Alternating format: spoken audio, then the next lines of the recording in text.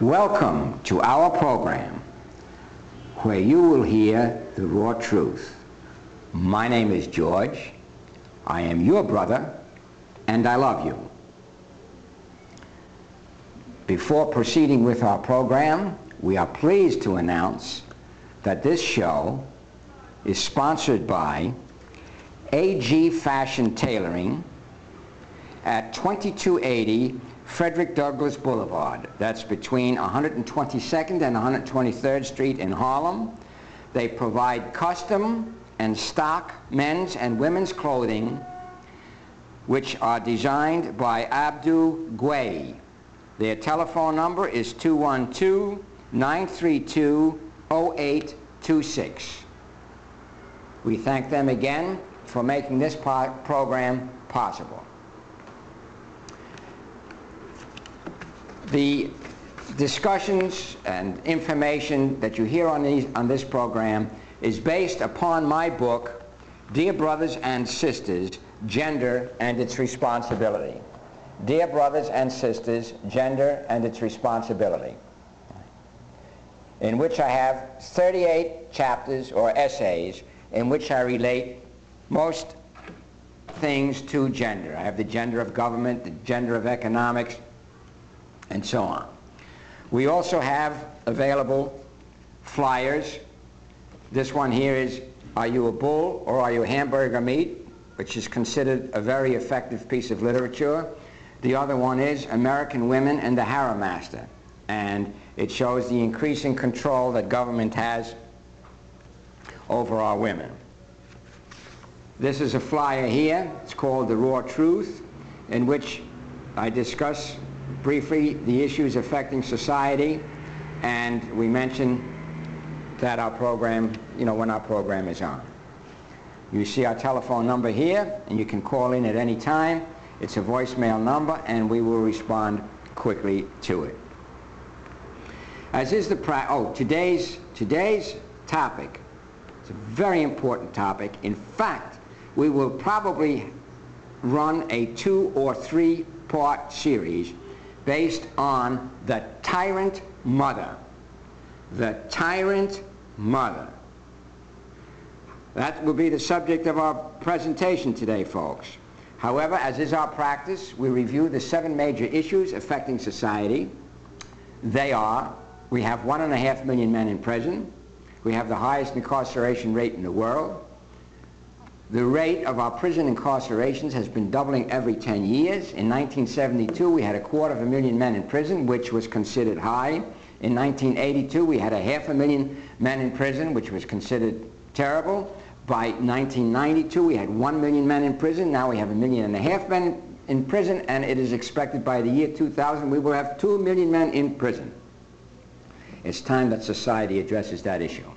We have 1 million youth in street gangs. Well, of course we have 1 million youth in street gangs. Their fathers are in prison.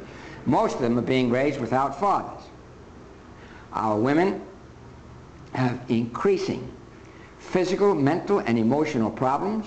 They are stressed out, overworked, apprehensive about their safety and the safety of their children. Number 4, crime is rampant in this nation, and my brothers and sisters, do not be deluded with the recent statistics that crime is down. Crime is down temporarily because in the last 4 years we swept 500,000 young men off the streets and threw them in prison.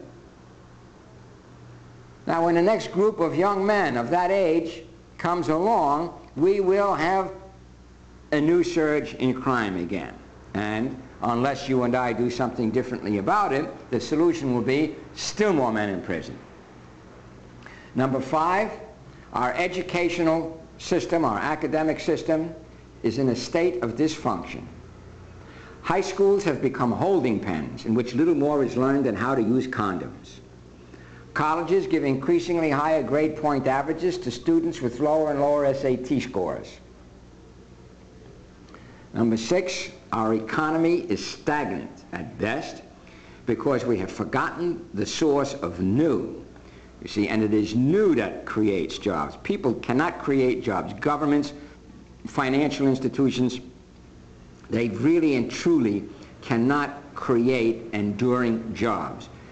jobs and a growth in the economy comes from new, N-E-W, new. And new comes from the creative will of the masculine gender, and nowhere else. It can't come from anywhere else. Lastly, morality and ethics have disappeared from the media and from society. Those are the 7 major issues which we recite at the beginning of each and every program, so as to expand our consciousness and awareness of these major issues. Now, concerning today's topic, today we will discuss the Tyrant Mother. The Tyrant Mother. Now, a woman placed in the unnatural circumstance of raising children without a competent masculine presence tends to become a tyrant. Tends to become a tyrant. Since an increasing number of our children are being raised by single mothers or mothers with weak husbands, the number of tyrant mothers is on the increase. Now, what is a tyrant mother? What is a tyrant? What is a tyrant? I looked it up in the dictionary, Webster's dictionary, and it says, one of the definitions, a tyrant is an oppressive, harsh, and arbitrary person. Oppressive, harsh, and arbitrary. We do not want our children raised by tyrants, do we? But they are. Oh, but they are. The first lecture I ever gave concerning this movement was at the Addicts Rehabilitation Center on 128th Street and Park Avenue in Harlem. There were about 150 residents there. This was a Saturday afternoon. It was my very first talk. And I said, a normal woman placed in the unnatural circumstance of raising children without a strong masculine influence becomes a tyrant. And in front of me were 2 rows of women. I was a little nervous about this. And one of the women said, "You got that one right, George. Our mothers were tyrants and we're tyrants too." And all the women nodded. So if those women knew that their mothers were tyrants and that they are tyrants too, right, we must assume that there's some validity to my statement, okay? They hadn't read my book, they hadn't seen me before. They know what the situation is. Now, the tyrant mother syndrome, as far as I'm concerned, first began to become apparent about the middle of this century. That isn't when the tyrant mothers began. Oh, their major thrust started around 1930, I guess.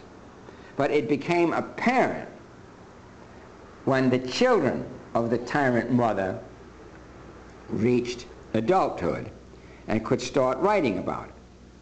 Now, the first person to write about it was Philip Roth, famous author, and the book really that launched him into fame was Portnoy's Complaint. Portnoy's Complaint. Now, in it he states, I'll read you just 2-3 pages, but this is a description of the tyrant mother, even though he didn't call her that. When I am bad, I am kicked out of the apartment. I stand at the door hammering and hammering until I swear I will turn over a new leaf. But what is it I have done? I shine my shoes every evening on a sheet of last night's newspaper laid carefully over the linoleum. Afterward, I never fail to turn securely the lid on the tin of polish and to return all the equipment to where it belongs. I roll the toothpaste tube from the bottom. I brush my teeth in circles rather than up and down. I say, thank you. I say, you're welcome. I say, I beg your pardon. And may I. Nonetheless, there is a year or so in my life when not a month goes by that I don't do something so inexcusable that I am told to pack a bag and leave. That sound familiar? I don't love you anymore. Not a little boy who behaves like you do. Heard that one before? Who cares? And out the door I go, into the long, dim hallway. Who cares? I will sell newspapers on the streets in my bare feet. I will ride where I want on freight cars and sleep in open fields. I think, and then it is enough for me to see the empty milk bottles standing by our welcome mat for the immensity of all I have lost to come breaking over my head. I hate you, I holler, kicking a galosh at the door. You stink. To this filth, to this heresy, becoming through the corridors of the apartment, booming through the corridors of the apartment building where she is vying with 20 other women to be the patron saint of self-sacrifice, my mother has no choice but to throw the double lock on our door. This is when I start to hammer to be let in. I drop to the doormat to beg forgiveness for my sin, which is what again? And promise her nothing but perfection for the rest of our lives, which at that time, I believe, will be endless. Then there are the nights I will not eat. My sister, who is 4 years my senior, assures me that what I remember is fact. I would refuse to eat, and my mother would find herself unable to submit to such willfulness and such idiocy, and unable to, for my own good, she is only asking me to do something for my own good, and still I say no. Wouldn't she give me the food out of her own mouth? Don't I know that by now? Why, oh why, does a mother pull a knife on her own son? I am 7 years old. How do I know she really wouldn't use it? What am I supposed to do? Try bluffing her out? At 7? I have no complicated sense of strategy. I probably don't even weigh 60 pounds. Someone waves a knife in my direction. I believe there is an intention lurking somewhere to draw my blood. Only why? What can she possibly be thinking in her brain? How crazy can she possibly be? Suppose she had let me win. What would have been lost? Why a knife? Why the threat of murder?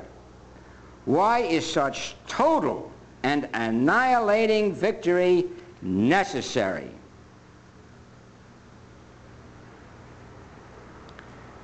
And why doesn't my father stop her? And why doesn't my father stop her? Well, that was just a very brief listing of some of the things that the tyrant mother does. And in answer to his question, why doesn't my father stop her, is because his father created her. I will say this again.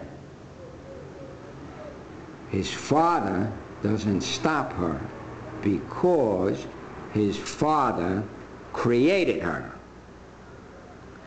Tyrant mothers come from the absence of an effective masculine presence. Tyrant mothers come from the absence of an effective masculine presence. Father couldn't stop her. Father was a wimp. See, it's not just that tyrant mothers occur when there's no man at home. Tyrant mothers occur when there is no effective masculine presence at home to draw the parameters, to draw the rules and regulations, to add stability, constancy. That's what men do. Stability, constancy, reliability, judgment. You remove those things and you have the tyrant mother, a woman who overcompensates for the lack of the masculine influence in the raising of her children. Of course, some of the women don't become tyrants, they become overindulgent, which affects the children in another manner. But we'll talk today about the tyrant mother. Now, at the time Portnoy's book was written, and it got tremendous press, oh, they had TV and radio interviews of Jewish mothers. Now, this book really had nothing much to do with Jewish mothers. This book had to do with tyrant mothers. Right? Mr. Roth was Jewish. Obviously had a Jewish mother. But the only thing Jewish about this was the author. If he had been Chinese, it had Chinese mothers on. Nobody, but nobody, in all the interviews and articles that I read about this book, ever deduced that this was a national problem having to do with an overbearing mother created by the lack of the masculine presence. The first time, really, I saw any, well, in recent times, references to the tyrant mother is in some of the black films. Now, if you saw Do the Right Thing, if you remember that woman slapping her son all over the street, when you see a woman slapping her son or daughter or really kicking butt on the street, you got to believe that there's no effective father at home. Because if there was effective father at home, the children would be reasonably disciplined, mom would not be frustrated and letting out all this frustration on the child. If you saw the picture Mo Better Blues, which the hero, the Denzel Washington, or the star, when he's a child and he has to play the trumpet, and his friend who practices the trumpet, his friends come to ask him to play, his mother says no, he can't go out to play. And did you see his father there? A nice, friendly, polished, smiling man who didn't get his finger into it at all. That's the same as not having a father at home. We may come back to that later in this program, and for surely in the programs that are going to follow next week and the week after. I have said that a tyrant mother occurs when there is a lack of an effective masculine influence. There's a father around who doesn't get involved with the raising of the children. He might just as well not be there as far as the child is concerned. How about Boys in the Hood? Remember Doughboy, huh? The brother of the football player that got shot, and then we learned that Doughboy eventually gets shot too. Remember his mother? How she kicked Doughboy all over the house, how she cussed at him? She was a tyrant mother. Now, was she a bad woman? No. She was a normal woman. If you remember in that picture, she had a cookout. She invited over the young teenagers, both girls and boys, to give them a chance to get together, music, food. She was nurturing. That's what women do. They nurture. But women are not equipped to put up with two teenage boys. For that, you need a masculine presence around, one that can growl, one that can lay the law down and enforce it. When those things are taken care of by a man, mother is more relaxed. She doesn't have to be a tyrant because she knows the discipline, the orders, the instructions have been laid down by someone in authority. And all she has to do is carry on that authority when he's not around. It's a big difference than being the authority. Now, in my book, I state that the Tyrant Mother really began about the time of the post-industrial revolution, when men worked long hours, 6 days a week. There weren't any unions then. So they were gone from the home 12, 14 hours a day, 6 days a week. Home wasn't a place where father lived. Home was a place where he ate and slept. But you lived there with your mother. That's when things began breaking down in society. And also the tribal cultures that we had when we came to this country, due to this become a homogeneous population, the tribal structure started breaking down. So there was mom left without the masculine presence in the home and without the masculine presence of a tribal culture around her, whether that tribal culture was racial, ethnic, or religious. So she had to fill in the gap. She overcompensated and became a tyrant. Now, since then, we have unions, don't we? Men aren't gone 6 days a week, 14 hours a day now. However, the breakdown in society that occurred in the 20s and 30s, now the next generation started manifesting itself, and we will discuss the children of the Tyrant Mother next week. And there was a lowering of the moral standard. You will always get a lowering of the moral standard when you remove men from authority. It's happening today. It happened in ancient Rome. It happened in ancient Greece. It happened in Mesopotamia. It happened as far as recorded history can ever go. When you remove men, or the influence of men from society, you remove standards from society.